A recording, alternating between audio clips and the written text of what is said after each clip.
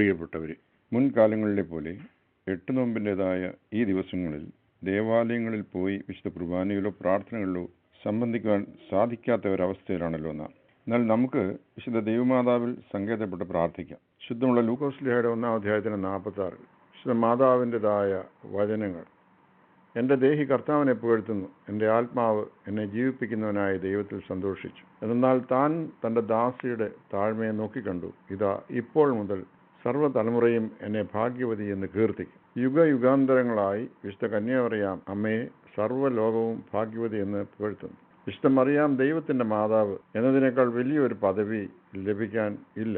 മാതാവിനെക്കുറിച്ചുള്ള അപദാനങ്ങൾ അനേകമാണ്.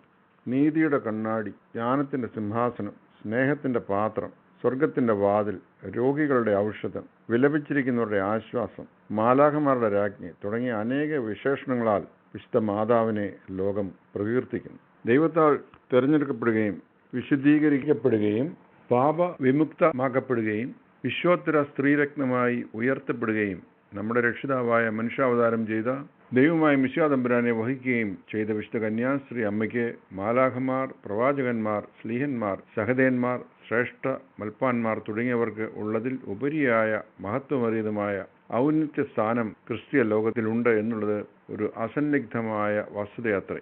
വിശുദ്ധ മാതാവ് കന്യകമാരുടെ രാജ്ഞിയും ക്രിസ്ത്യാനികളുടെ മകുടവുമാകുന്നു. വിശുദ്ധ കന്യാസ്ത്രീ മറിയാം അമ്മ മുഖാന്തരമായി വിശ്വാസികളിൽ പ്രാപിച്ചിട്ടുള്ള വിവിധ കൃപകളും അത്ഭുതങ്ങളും വിശ്വസനീയ ചരിത്രകാരന്മാരും ആഖ്യാതാക്കളും നിസ്തർക്കമായി രേഖപ്പെടുത്തിയിട്ടുണ്ട്. പരിശുദ്ധ സഭ പീഡാനുഭവ ദിവസങ്ങളൊഴികെ മറ്റെല്ലാ ദിവസങ്ങളിലും ഉള്ള യാമപ്രാർത്ഥനകളിലും സർവശക്തനായ ദൈവത്തെ മഹത്വപ്പെടുത്തിക്കൊണ്ട് ആരംഭിക്കുകയും പരിശുദ്ധ അമ്മയെ പുകഴ്ത്തിക്കൊണ്ട് അവസാനിപ്പിക്കുകയും ചെയ്യുന്നു. വിശുദ്ധ കുർബാന തന്നെ വിശുദ്ധ അമ്മയെ വിളിച്ചുകൊണ്ടാണ് ആരംഭിക്കുക.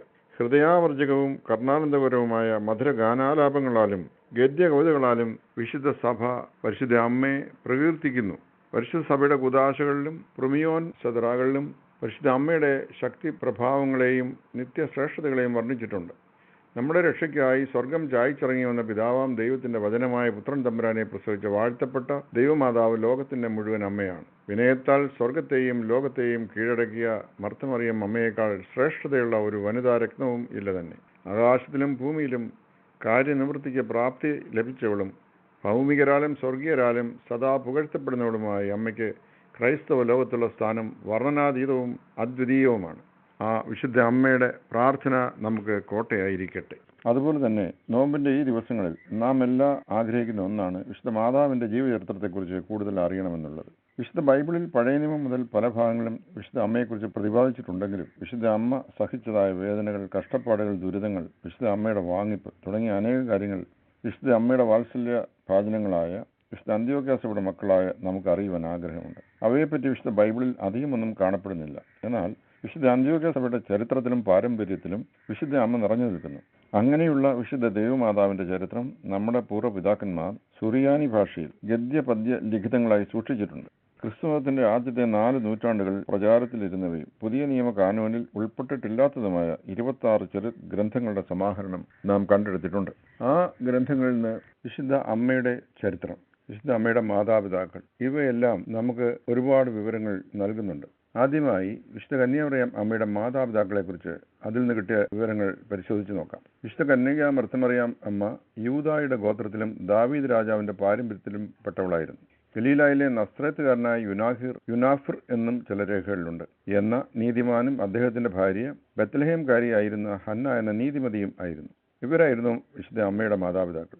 അവർ ദൈവ തിരുമുമ്പാകെ ഉത്തമവും ലളിതവുമായ ജീവിതം നയിച്ച് സകലരാലും ആദരിക്കപ്പെട്ടും പ്രശംസിക്കപ്പെട്ടും ജീവിച്ചിരുന്ന ദമ്പതികളായിരുന്നു. ധനസ്ഥിതിയിൽ വളരെ പിന്നോക്കാവസ്ഥയിലായിരുന്ന അവർ തങ്ങൾക്കുള്ള സമ്പാദ്യങ്ങൾ ദൈവകൽപ്പനാനുസൃതം 3ആയി വിഭജിച്ച് ചിലവഴിച്ചിരുന്നു. ഒരംശം ദേവാലയത്തിലെ ആവശ്യങ്ങൾ നിറവേറ്റുവാൻ ദേവാലയത്തിൽ സമർപ്പിച്ചിരുന്നു. മറ്റൊരംശം ആവശ്യക്കാരായ ദരിദ്രന്മാരെയും പരദേശികളെയും പോഷിപ്പിക്കുന്നതിനു വേണ്ടി ചിലവഴിച്ചിരുന്നു. 3ാമത്തെ ഭാഗം അവർ അവരുടെ കുടുംബാംഗങ്ങളുടെയും അത്യാവശ്യങ്ങൾ നിറവേറ്റുന്നതിനും വിനിയോഗിച്ചിരുന്നു. ഏതാണ്ട് 20 കൊല്ലക്കാലം ഈ ദൃശ്യ ദാനധർമാധിഷ്ഠിതവും ദൈവ തിരുനാമത്തിന് മഹത്വമുണ്ടാകുന്ന വിധത്തിലും മനുഷ്യർക്ക് പ്രയോജനകരമായ രീതിയിലും അവർ ജീവിതം നയിച്ചു. എന്നാൽ അവർക്ക് മക്കൾ ഉണ്ടായിരുന്നില്ല എന്ന ദുഃഖം യാതൊരു പരിഭവവും കൂടാതെ ദൈവം മുൻപാകെ സമർപ്പിച്ച് അവർ കാലം കഴിച്ചു കൂട്ടിയിരുന്നു. നിത്യേന ദേവാലയത്തിൽ പോവുകയും ബലിയർപ്പിക്കുകയും പ്രാർത്ഥിക്കുകയും ചെയ്യുക അവരുടെ പതിവുമായിരുന്നു. ഇങ്ങനെയിരിക്കെ കർത്താവിൻ്റെ മഹാദിവസമായ സമർപ്പണ പെരുന്നാൾ വന്നു ചേർന്നു. സകല ഇസ്രായേൽക്കാരും തങ്ങളുടെ കാഴ്ചകളെ കഴിപ്പാനുള്ള മഹാവലിയ പെരുന്നാളായിരുന്നു അത്. യുനാഹിർ തന്റെ സർവ്വ കുടുംബത്തോടും സ്വജനങ്ങളോടും കൂടി കാഴ്ച അർപ്പിക്കുവാൻ യെറുശലേം ദൈവാലയത്തിലേക്ക് ചെന്നു.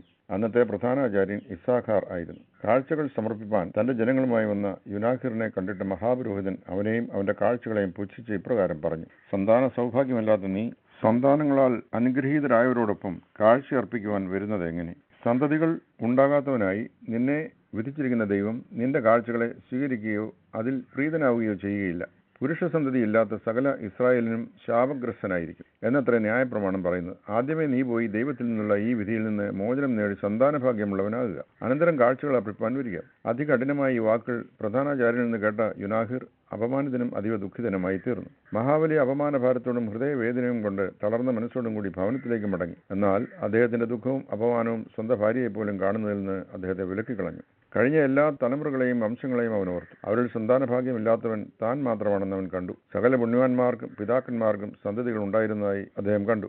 അബ്രഹാം, ഇസ്ഹാക്ക്, യാക്കോബ് തുടങ്ങിയവരെ അദ്ദേഹം ഓർത്തു. തന്റെ ദുരവസ്ഥയിൽ മനം തന്ന് സ്വന്തം വീട്ടിലേക്ക് മടങ്ങാതെ വനാന്തരങ്ങളിലേക്ക് അദ്ദേഹം ഓടി. തന്നെ ആരും കാണുകയില്ല എന്നുറപ്പുള്ള അതിഘോര വനത്തിനുള്ള അദ്ദേഹം മറഞ്ഞു. അവിടെ അദ്ദേഹം ഒരു കൂടാരമുണ്ടാക്കി. തന്റെ ദൈവം തന്നെ ദർശിക്കുന്നതുവരെ ജലപാനം പോലും നടത്തുകയില്ല എന്ന ദൃഢവ്രതത്തോടുകൂടി നോമ്പും ഉപവാസവും പ്രാർത്ഥനയും ആരംഭിച്ചു. ഇങ്ങനെ 40 രാവും 40 പകലും യുനാഹിർ നോമ്പ് നോറ്റു. ഈ അവസരത്തിൽ തന്റെ ഭർത്താവിനെ കാണാൻ ആവാതെ വലിയ ദുഃഖത്തിലും വിലാപത്തിലും ആയിരുന്നു ഹന്ന.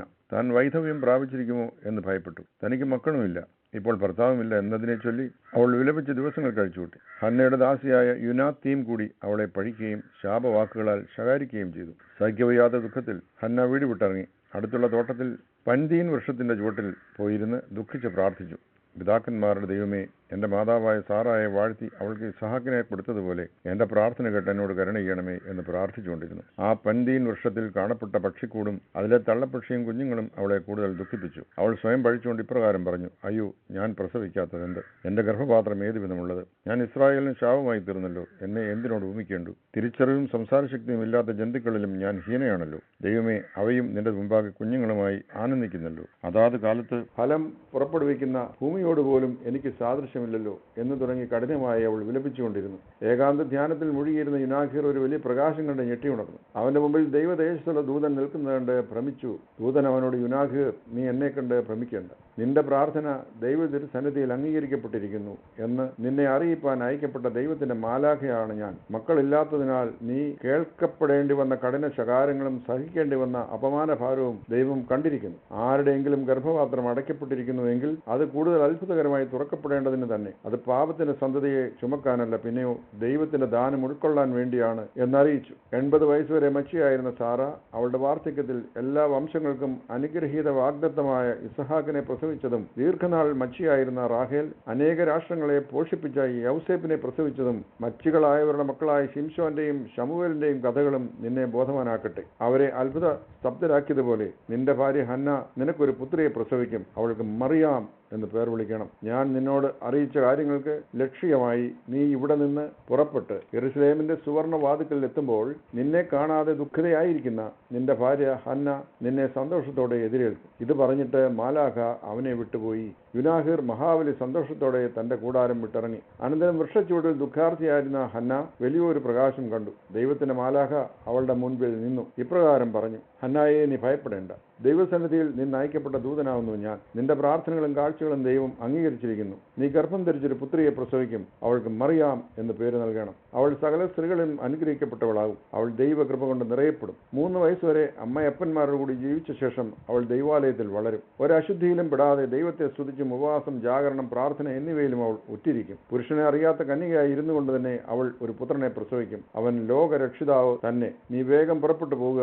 യെരുശലേമിന്റെ സുവർണ വാതിക്കൽ വെച്ച് നീ നിന്റെ ഭർത്താവിനെ കാണും. ഹന്ന വളരെ സന്തോഷത്തോടും ദൈവത്തെ സ്തുതിച്ചും കൊണ്ട് പുറപ്പെട്ടുപോയി. മാലാഖ പറഞ്ഞതുപോലെ ഇരുവരും യെരുശലേമിന്റെ സുവർണ വാതിക്കൽ വെച്ച് കണ്ടുമുട്ടി. മാലാഖ അറിയിച്ചതെല്ലാം ദൈവത്തിൽ നിന്ന് ആണെന്നവർ അറിഞ്ഞു. മഹാബലി സന്തോഷത്തോടെ ദൈവത്തെ സ്തുതിച്ചും കൊണ്ട് പുത്രി ഉണ്ടാകുവാൻ പോകുന്നുവെന്ന പ്രതീക്ഷാ നിർഭരമായ ഹൃദയത്തോടും കൂടി അവർ തങ്ങളുടെ വീടുകളിലേക്ക് മടങ്ങി. തങ്ങൾക്കുണ്ടാകുന്ന കുഞ്ഞിനെ ദൈവത്തിന് കൊടുക്കും. അവൾ ജീവിതകാലമെല്ലാം ദൈവസന്നിധിയിൽ ശുശ്രൂഷിക്കും എന്ന് ഹന്ന അട്ടഹസിച്ചു പറഞ്ഞു. ആ വാക്കുകളെ യുനാഹിർ വലിയ സന്തോഷത്തോടെ കൈക്കൊണ്ടു. അവൻ ആട്ടിടയന്മാരെ വിളിച്ച് കൂട്ടത്തിൽ നിന്ന് കുറവില്ലാത്ത ആടുകളെ കൊണ്ടുവന്ന് 10 എണ്ണത്തിനെ ദൈവത്തിന് ബലി കഴിപ്പാനും 10 എണ്ണത്തിനെ അറുത്ത് പുരോഹിതന്മാരെയും മൂപ്പന്മാരെയും ജനങ്ങളെയും വിളിച്ച് വിരുന്ന് നടത്തുവാൻ ആവശ്യപ്പെട്ടു. കണ്ടാലും ദൈവം എന്നെ വാഴ്ത്തിയിരിക്കുന്നു, ഞാനിനി മച്ചിയല്ല എന്ന് ഹന്ന പറഞ്ഞത് കേട്ട് എല്ലാവരും അവളെ അനുഗ്രഹിക്കുകയും ദൈവത്തെ സ്തുതിക്കുകയും ചെയ്തു. എന്റെ സർവ്വപാപങ്ങളെയും തമ്പുരാൻ ഇപ്പോൾ മോചിച്ചിരിക്കുന്നു എന്ന് ഞാൻ അറിയുന്നു എന്ന് പറഞ്ഞുകൊണ്ട് യുനാഹിർ തന്റെ സന്തോഷം അറിയിച്ചു. ഇനിയും നമുക്ക് പഠിക്കുവാനുള്ളത് എപ്രകാരമായിരുന്നു വിശുദ്ധ കന്യാമറിയാമിന്റെ ജനനവും ബാല്യകാലവും. യുനാഹിറും ഹന്നായും തങ്ങളുടെ കുടുംബത്തിൽ പ്രതീക്ഷയോടും ദൈവത്തിന്റെ ദൂതിൽ പരിപൂർണ വിശ്വാസത്തോടും കൂടി കഴിച്ചുകൂട്ടി. ഹന്ന ഗർഭിണിയായി കാലം തികഞ്ഞപ്പോൾ കൽപ്പന പോലെ അവൾ ഒരു പെൺകുഞ്ഞിനെ പ്രസവിച്ചു. ദൂതൻ അറിയിച്ച പ്രകാരം കുട്ടിക്ക് മറിയാം എന്ന പേര് നൽകി. എന്റെ ഉള്ളം ഈ ദിവസത്തിൽ ദൈവത്തെ പുകഴ്ത്തുന്നു എന്ന് പറഞ്ഞ് ഹന്ന സന്തോഷിച്ചു. അവൾ കുട്ടിയെ മുലകൂട്ടി വളർത്തി. മുലപ്പാൽ കുടിച്ച് കുട്ടി ശക്തി പ്രാപിച്ചു വന്നു. കുട്ടിക്ക് 6 മാസം പ്രായമായപ്പോൾ ഹന്ന അവളെ നിലത്ത് നിർത്തി. അവൾ തന്നെത്താൻ നിൽക്കുമോ എന്നറിയുവാൻ നോക്കി നിന്നു. കുട്ടി അടികൾ വെച്ച് നടന്നു വന്നു. സന്തോഷത്തോടെ അവർ ദൈവത്തെ സ്തുതിച്ചു. കുട്ടിക്ക് പാർക്കുവാൻ വേണ്ടി ശുദ്ധിയുള്ള ഒരു സ്ഥലം അവർ ഒരുക്കി. പുരുഷസ്പർശമേൽക്കാത്ത കന്യകമാരെ മാത്രമേ അവളെ ശുശ്രൂഷിക്കാൻ മാതാപിതാക്കൾ അനുവദിച്ചുള്ളൂ. കുട്ടിക്ക് 1 വയസ്സ് തികഞ്ഞപ്പോൾ യുനാഹിർ ഒരു വിരുന്ന് നടത്തി. ജനത്തിലെ പ്രധാനന്മാരും പ്രധാനാചാര്യന്മാരും എല്ലാം കുട്ടിക്ക് വേണ്ടി പ്രാർത്ഥിച്ചു. ഉന്നതനായ ദൈവമേ, ഈ കുട്ടിയെ വാഴ്ത്തണമേ, സകല തലമുറകളിലും മഹത്വമുള്ള നാമം കൊടുക്കണമേ എന്ന് പ്രാർത്ഥിച്ച് അനുഗ്രഹിച്ചു. മറിയാം ദൈവത്തിന്റെ കരുണയിലും മനുഷ്യരുടെ കരുതലിലും വളർന്നു വന്നു. കുട്ടിക്ക് 2 വയസ്സായപ്പോൾ അവളെ ദൈവാലയത്തിലേക്ക് കൊണ്ടുപോകാൻ യുനാഹിർ ധൃതി കൂട്ടി. പ്രഭു, അവിടുന്ന് 3 വയസ്സുവരെ ക്ഷമിക്കണം എന്ന് ഹന്ന അപേക്ഷിച്ചത് യുനാഹിർ സമ്മതിക്കുകയും 1 വർഷം കൂടി കുട്ടിയെ പരിചരിക്കുന്നതിന് ആ അമ്മയ്ക്ക് അവസരം ലഭിക്കുകയും ചെയ്തു. മറിയാമിന് 3 വയസ്സ് തികഞ്ഞു. അപ്പോൾ യുനാഹിർ വിശുദ്ധിയുള്ള കന്യകമാരെ കൂട്ടിവരുത്തി. അവർ തിരികൾ കത്തിച്ച് പിടിച്ച് മുമ്പിൽ നടന്നു. പിന്നാലെ മറിയാം കൊണ്ടുപോകപ്പെട്ടു. കുട്ടി യാതൊരു കാരണവശാലും പുറകോട്ട് നോക്കി വീടിനെക്കുറിച്ച് ചിന്തിക്കുക പോലും ചെയ്യാതിരിപ്പാനാണ് അപ്രകാരം ചെയ്തത്. മാതാപിതാക്കൾ നേർച്ച കാഴ്ചകളുമായി ദൈവാലയത്തിലെത്തി. അവർ നിശ്ചയപ്രകാരം മറിയാമിനെ ദൈവത്തിന് സമർപ്പിച്ചു. പള്ളി അന്തേവാസികൾ അവളെ സസന്തോഷം സ്വീകരിച്ച് ദൈവത്തെ സ്തുതിച്ചു. അവളെ പള്ളിയുടെ 3-ാമത്തെ പടവിൽ ഇരുത്തി. കുട്ടി അവിടെ ഇരുന്ന് താളം ചവിട്ടി. 15 സങ്കീർത്തനങ്ങളുടെ സങ്കീർത്തനം 120 മുതൽ 134 എണ്ണപ്രകാരം അത് 15 പടവുകൾ ഉണ്ടായിരുന്നു. കുട്ടി വേഗം എണീറ്റ് അത്ഭുതമെന്ന് പറയട്ടെ അനായാസമായി പടവുകൾ ചവിട്ടിക്കയറി. മുതിർന്ന ആളുകൾ കയറുന്നതിലും വേഗതയിൽ തന്നെ. മറിയാം തിരിഞ്ഞു നോക്കുക പോലും ചെയ്യാതെ എത്തേണ്ടിടത്ത് എത്തി എന്ന ഭാവത്തിൽ ദൈവാലയത്തിലേക്ക് കയറിപ്പോയി. അവളുടെ മാതാപിതാക്കൾ അവരുടെ കാഴ്ചകൾ അർപ്പിച്ച് ദൈവത്തെ സ്തുതിച്ചും കൊണ്ട് ഭവനത്തിലേക്ക് തിരികെ പോയി. ഒരു മാടപ്രാവിനെ പോലെ മറിയാം അവിടെ പാർത്തു. മാലാഖ മൂലം അവൾക്ക് ഭക്ഷണം ലഭിച്ചിരുന്നു. ദൈവാലയത്തിലെ വിശുദ്ധ സ്ത്രീകൾ അവളെ തുന്നൽ, നൂൽനൂൽപ്പ്, നെയ്ത്ത് തുടങ്ങിയവകളും പ്രാർത്ഥനകൾ, ന്യായപ്രമാണം, അനുഷ്ഠാനങ്ങൾ തുടങ്ങിയവളും അഭ്യസിപ്പിച്ചു. വിശുദ്ധ അന്ത്യോക്യ സഭയുടെ പിതാക്കന്മാർ സൂക്ഷിച്ചിരുന്നതും ആദ്യത്തെ 4 നൂറ്റാണ്ടുകളിൽ പ്രചാരത്തിലിരുന്നതും പുതിയ നിയമ കാനോനിൽ ഉൾപ്പെടുത്തിയിട്ടില്ലാത്തതുമായ 26 ചെറു ഗ്രന്ഥങ്ങളുടെ സമാഹരണത്തിൽ നിന്നും ആദ്യത്തെ 2 പുസ്തകങ്ങൾ വിശുദ്ധ ദൈവമാതാവിന്റെ ജീവചരിത്രം രേഖപ്പെടുത്തിയിട്ടുള്ളതാണ്. വിശുദ്ധ മാതാവിന്റെ ചരിത്രം വിശുദ്ധ മത്തായി ശ്ലീഹായാലും നമ്മുടെ കർത്താവിന്റെ സഹോദരൻ വിശുദ്ധ യാക്കോബ് ശ്ലീഹായാലും എഴുതപ്പെട്ടതാണ്. ആയത് അഭിവന്യ പെരുമ്പള്ളി ഗ്രിഗോറിയോസ് തിരുമേനിയും മലങ്കര മൽപ്പാൻ ആർച്ച് കോർപ്പിസ്കോപ്പ വന്യ കണിയാമ്പ്രമ്പലച്ചനും പരിഭാഷപ്പെടുത്തിയിരുന്നു. അതിൽ നിന്നുമുള്ള വിവരങ്ങളാണ് നാം കേട്ടത്. ഇന്നത്തെ ക്ലാസ് നമുക്കിവിടെ അവസാനിപ്പിക്കാം. USOC വേണ്ടി ഷൗലിയർ കെ.ഒ. മാത്യു കോങ്കര.